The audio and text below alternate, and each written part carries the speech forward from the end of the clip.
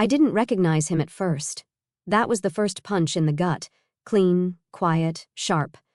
Wallace Granger walked right past me in the lobby of Blackstone Tower like I was just another pleading nobody with calloused hands and a discount wristwatch. No nod, no squint of suspicion, not even a flicker of memory. Maybe because the last time he saw me, I was wearing a maintenance vest soaked in refrigerant and shame. Maybe because when he fired me, I didn't beg. I just stood there, gripping a wrench like a crucifix, and watched him grin through those perfect veneers like he hadn't just bulldozed 20 years of loyalty into a cost-reduction strategy. He didn't see me now, but I saw him. I saw the way he adjusted his cufflinks like they mattered more than names. I saw the briefcase swinging at his side, the same crocodile skin model Olivia once asked him about when she was interning under him and still thought mentors meant something.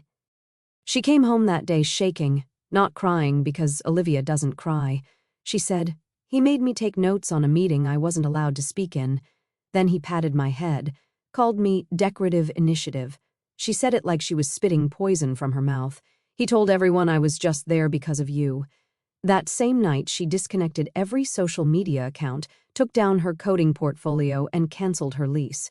She disappeared, not just from the world, but from me.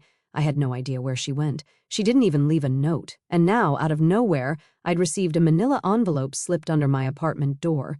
No return address, no message, just one line on the first page. "Come see what tinsel builds when you throw it into the fire."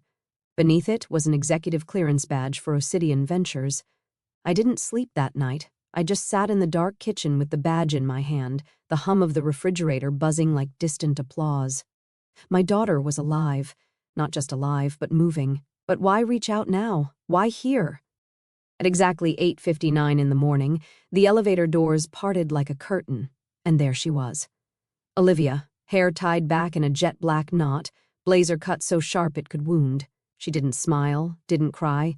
She stepped forward and hugged me with both arms, like she'd been holding her breath for 3 years and finally exhaled. One word passed between us under her breath, like a bullet slipping into a chamber. "Watch." She took my hand and led me through double-glass doors into a conference room too sleek for anything but cruelty. Already seated were 6 men in tailored silence. I saw logos on their tablets: Viersen, Tier Forge, Stratus IQ. And then, at the head of the table, Wallace, legs crossed, latte steaming beside his untouched iPad. He was mid-sentence, droning on about brand realignment, when Olivia stepped forward. "Apologies," she said. "You're in the wrong seat, Mr. Granger."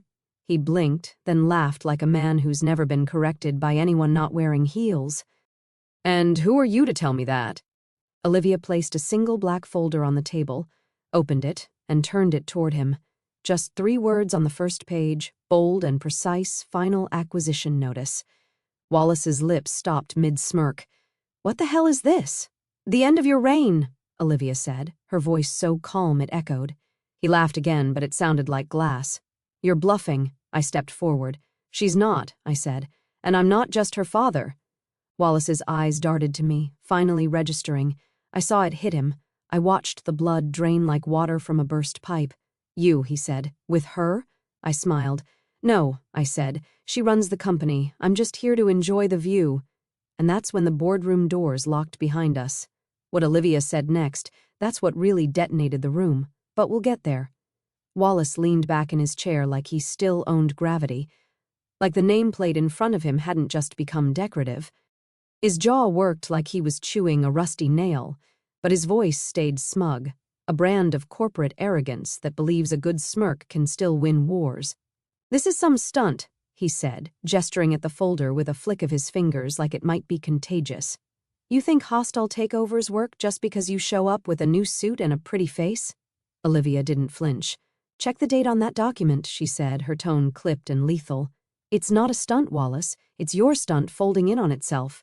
You've been bleeding capital for 6 quarters, and your board's been looking for a scapegoat. Congratulations, they found one."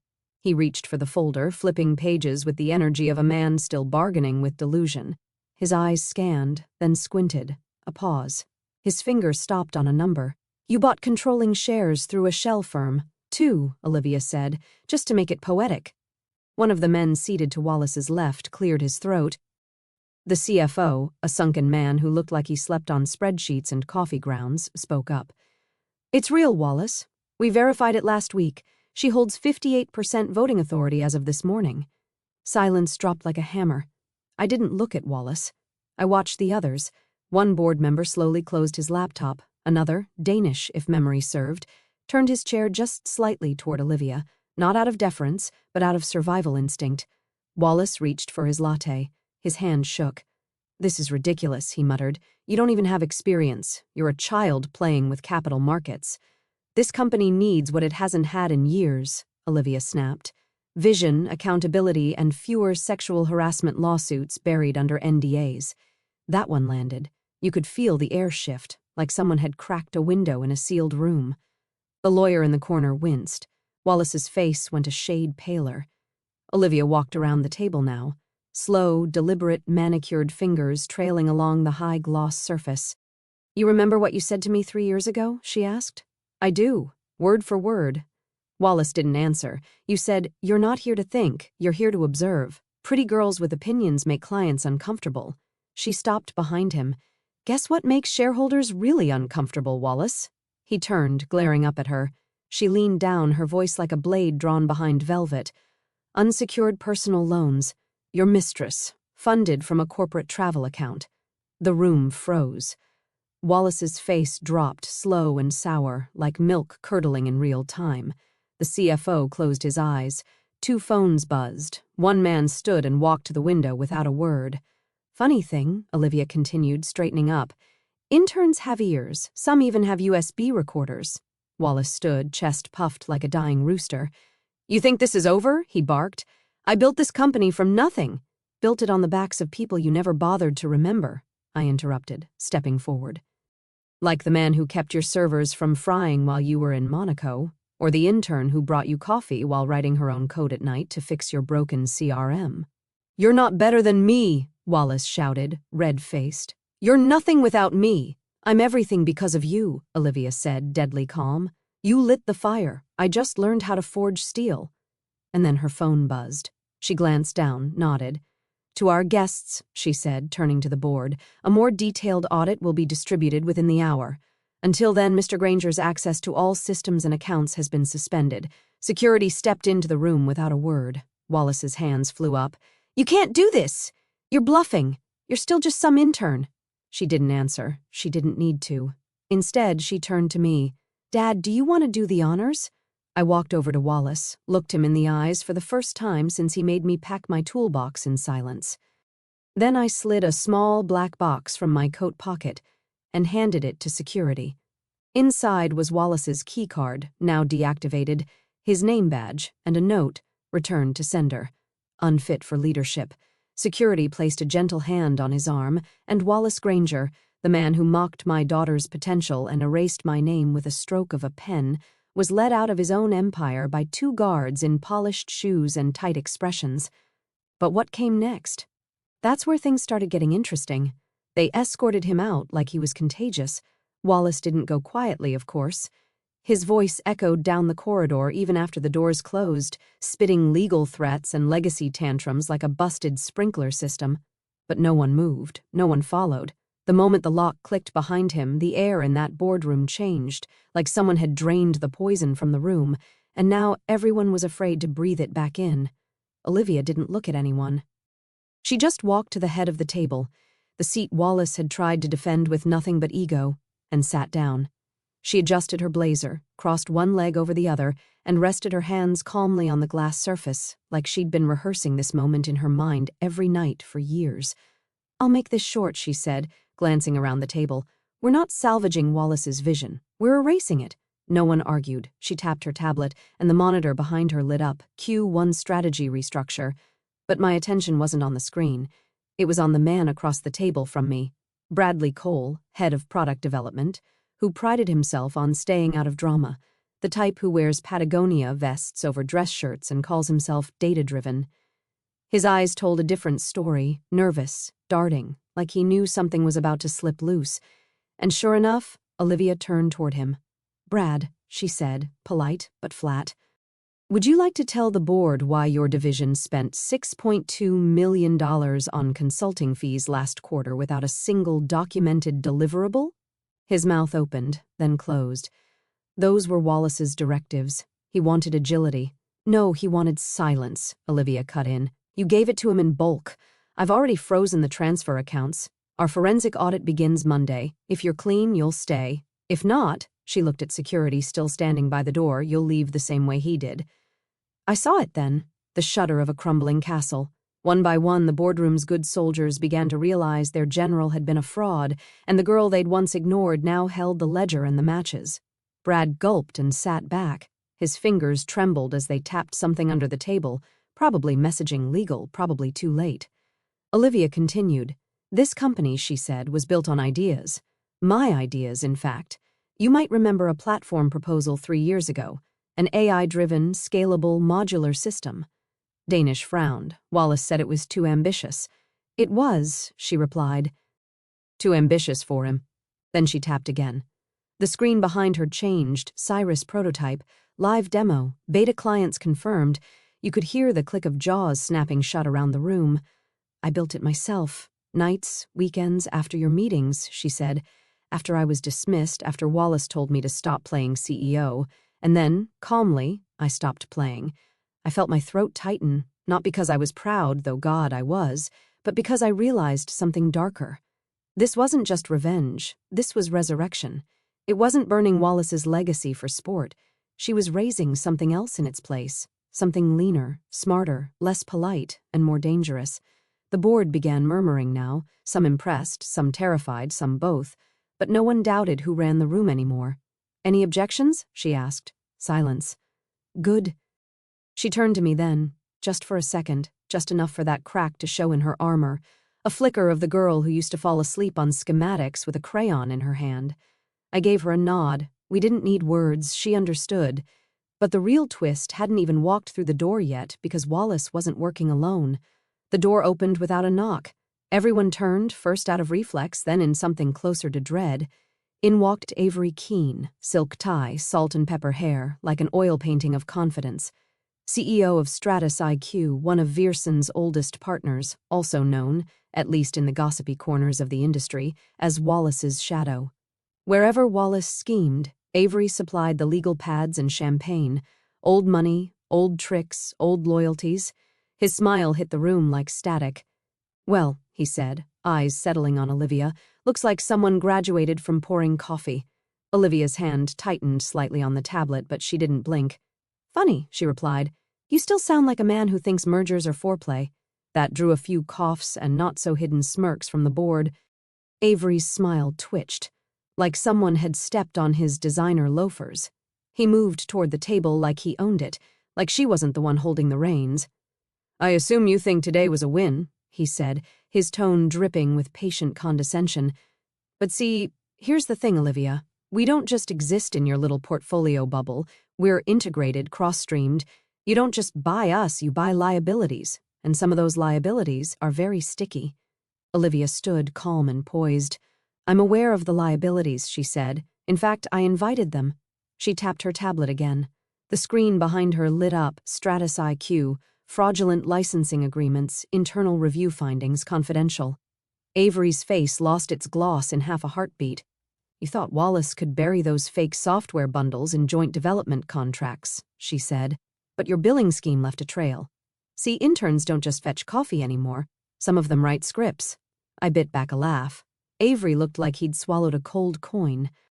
In case you're wondering, Olivia continued, we bought controlling interest in your offshore shell, too. The one you used to route patent filings through the Cayman front. So, yes, your assets, your trademarks, and your entire sandbox? Mine now. You can't do this, he hissed. She tilted her head. Already did. Security took a step toward him. He didn't move. Olivia, he tried, soft now, oily, desperate. We could have worked together. You had your shot, she said, her voice flat. Back when I was 19 and pitched you a decentralized licensing platform, you laughed me out of the room, said, and I quote, it's cute when interns want to play CEO. She walked toward him slowly, every heel click an indictment. But here's the thing about playing CEO, Avery. I took notes. She handed him a single envelope. He opened it with shaky fingers. Inside was a court-issued breach of contract notice, personal, dated today. "You've got 48 hours to settle," she said. "After that, we file public." He stared at her, something like actual fear crawling up behind his eyes. "You've got no idea what you're walking into," he said, quieter now. "I do," Olivia replied. "That's what scares you." Avery turned and left. No smirk, no quip, just the sound of shoes that suddenly didn't fit right on the polished floor. When the door closed, Olivia sat back down like nothing had happened. But I saw it, the micro-tremor in her jaw, the barely-there sigh. She was holding back a storm, as she always had. Then her phone buzzed again. She glanced down, paused. "I need 5 minutes," she said to the board alone. They stood without hesitation, even Brad, even the CFO.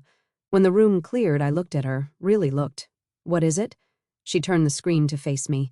It was an email, no subject, no signature, just one line: "You missed someone, and they're coming." My gut went cold because I knew that tone, that style. Wallace may have been the tyrant, but someone else had written the playbook. The message was unsigned, but the silence that followed it screamed one name: Elliot Vance. I hadn't heard that name in years, not since the corporate bloodbath of 2017, when 3 tech giants tried to swallow each other and only Elliot walked away with both hands still on the wheel. Back then, he'd been the ghost behind Wallace. Never in photos, never in press releases, just a whisper in quarterly reports. He was the kind of man who showed up in footnotes and NDAs until your stock started bleeding, and nobody knew why. He'd recruited Wallace, funded him, co-signed the first deal that made Viersen a household name. But the deal always came with teeth. And once Wallace got fat enough on ego to forget who wrote the checks, Elliot disappeared, or so we thought. Olivia stared at the screen like it might blink back. "Did you know?" she asked, not accusing, just quiet, almost like she didn't want the answer. "I knew of him," I said. "He sponsored Wallace's first round. He was there when they opened the Chicago office, but I never met him. Hell, most people didn't. He's not a man, Liv. He's a move, a strategy in human form." Her jaw tensed. He was the first man who told Wallace I wasn't worth promoting. I sat down slowly. "What does he want now?" She didn't answer. She just stood, grabbed her coat, and handed me a flash drive.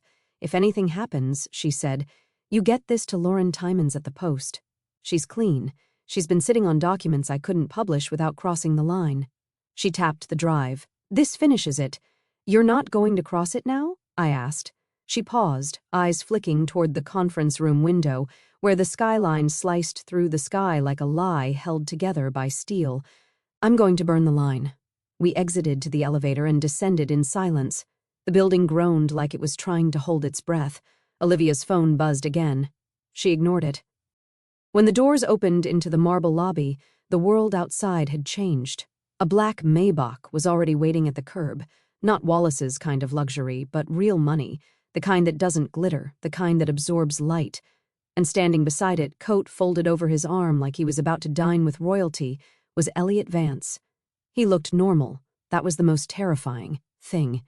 Tan trench, blue scarf, silver hair cut short, not a wrinkle in sight, but something about his stillness felt unnatural, like the air around him was waiting for permission to move. He smiled when he saw us, not warm, not cold, just exact. "Olivia," he said, his voice like marble polished with honey, "I was wondering when you'd finally stop hiding behind proxies." Olivia didn't stop walking until she was close enough to feel the heat off the car's engine. "I wasn't hiding," she said. "I was studying." Elliot's smile twitched. "Then let me save you the tuition. You've made a critical mistake. You mean buying the company that was already bleeding out?" "No," he said, making it personal. He turned to me next, and that's when I realized he wasn't here for Olivia. He was here for me. "You must be Todd," he said, extending a gloved hand. "The father, the mechanic, the reason she's in the ring." I didn't shake it. "You don't get to make this sentimental," I said. "You engineered the man who humiliated her, who fired me, who tried to erase both of us." Elliot chuckled softly. "I didn't engineer Wallace. I deployed him, like you deploy a virus to test your firewall." He looked at Olivia again. "Now I'm here to see what you've built." "Good," she said, "because I'm going to bury you under it." A pause. Then Elliot stepped forward, too close, and whispered something I barely caught. "Check your cap table. You're not the only one who came through proxies. Then he slid into the back of the car. The door clicked shut, and the Maybach pulled away without sound. Olivia didn't say a word. She just pulled out her phone, tapped through something fast, and then her face went still. "What is it?" I asked. She turned the screen to me. Shareholder ledger, and there, buried in a Cayman fund she hadn't flagged, EV Capital Holdings 14.3% stake, voting rights active. "Son of a bitch," she whispered. And right then, we both understood. Wallace was the opening act. Elliot was the storm. Olivia didn't sleep that night. I know because I didn't either. I heard her pacing the apartment floor above me, slow and methodical, like she was counting seconds between lightning strikes. At one point, maybe 3:30 in the morning, I caught the scent of burnt coffee and ozone, like the air itself was bracing for impact. At 6:05 in the morning, I found her at the kitchen table, barefoot, hair a mess, laptop open to a spreadsheet that looked like it could diagnose a stock market collapse. The only light in the room came from the screen and her eyes.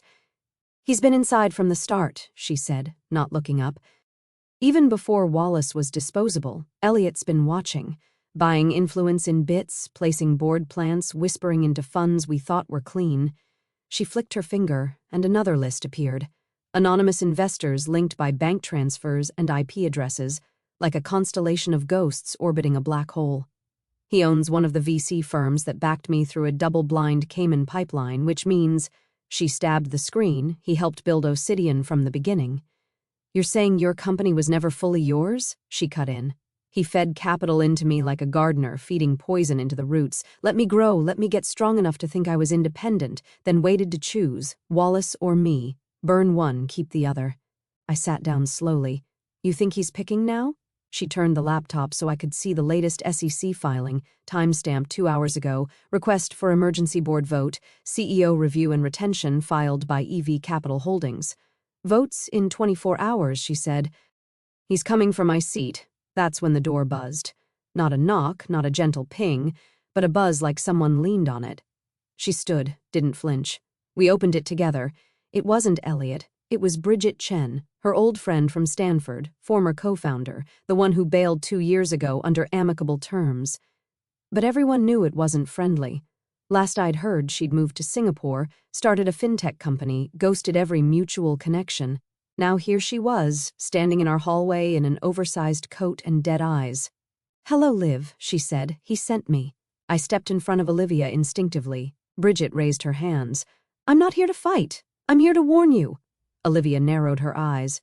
"You always did love playing both sides." Bridget's voice cracked just slightly.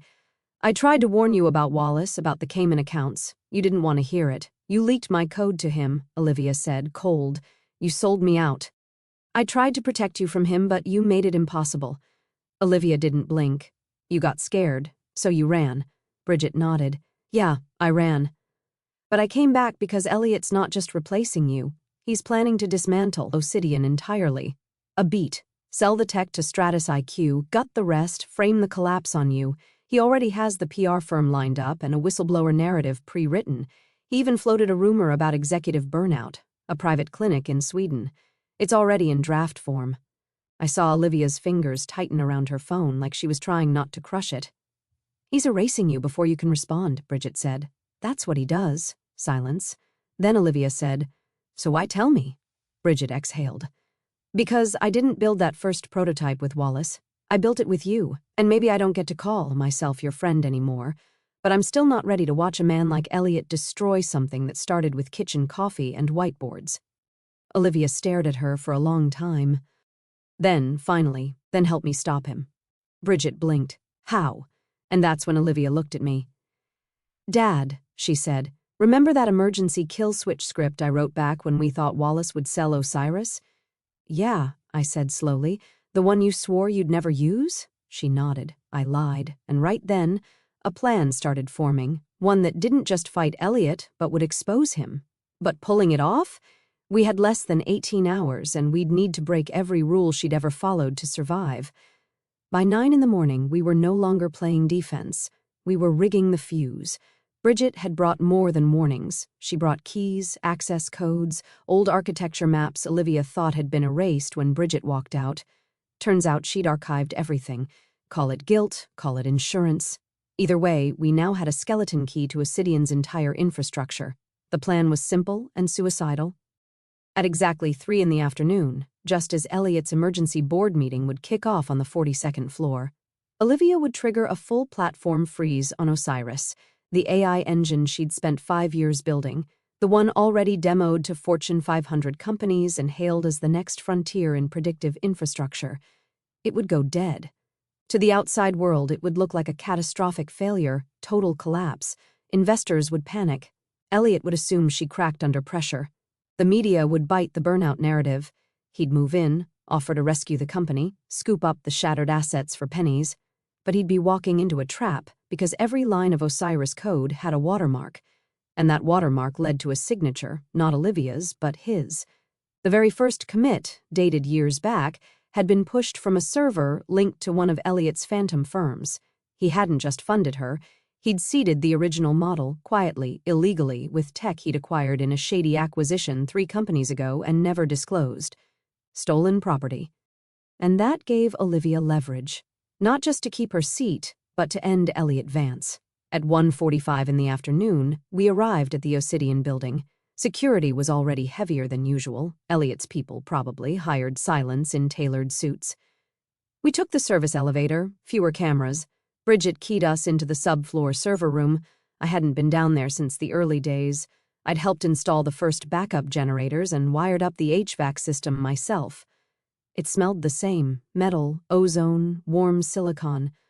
Olivia walked up to the master console, exhaled, and plugged in the drive. "Once I start this, there's no rolling it back," she said. "It's not a pause, it's a kill command. Osiris will flatline for 7 minutes. And then?" I asked. She tapped a second drive. Then the real code comes online. She'd built a mirror, a better version, not poisoned by Elliot's fingerprints. It had never been shown, never demoed. It ran faster, leaner, untethered to any outside patents. It was hers, and only hers. "Once this goes live," she said, "it'll prove everything else was compromised, which means Elliot didn't just overreach, he stole proprietary tech from himself."